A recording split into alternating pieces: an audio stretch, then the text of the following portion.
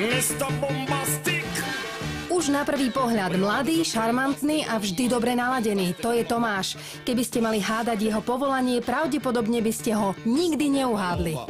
Ľudia by ma tipovali na všetko možné, od fitness trenéra až neviem po čo, ale nikto by si netypol, že som sa narodil do pohrebnej služby.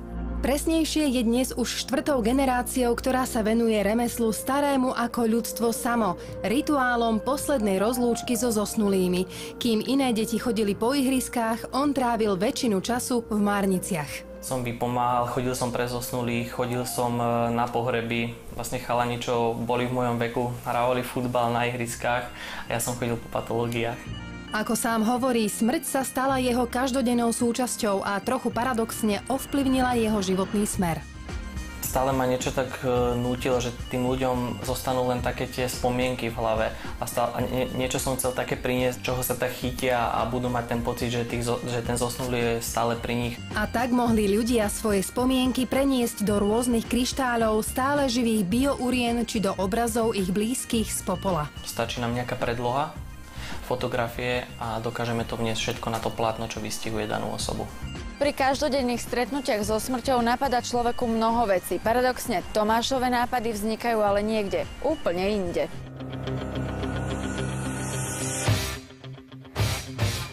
Takže toto, čo tu vidíte, to je moja každodenná rutina.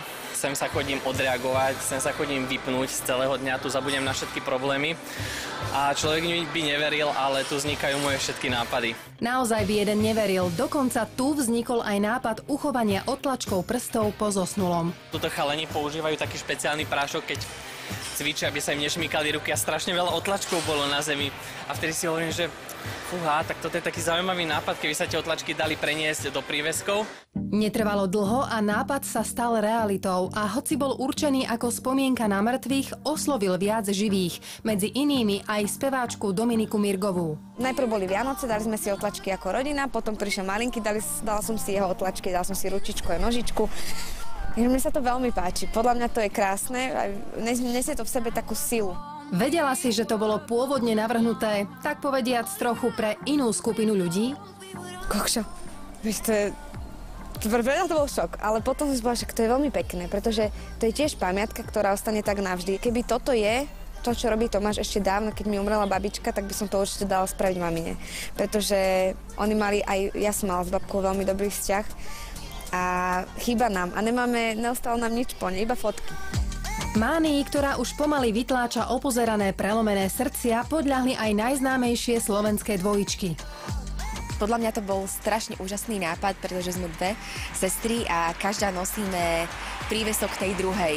Ale je to naozaj skvelý nápad a naozaj, keď ja tam vidím to jej meno napísané, ten jej otlačok prsta a nosíme to dosť často. A v budúcnosti určite si dáme spraviť aj otlačky, keď budeme mať bábätka, tak určite si dáme otlačky ručičiek, nožičiek, na to sa veľmi tešíme. Tieto nevšedné talizmany majú o to väčšiu váhu, že v nich je ukrytá samotná sila myšlienky a citu, ktoré si človek do nich navždy vrie.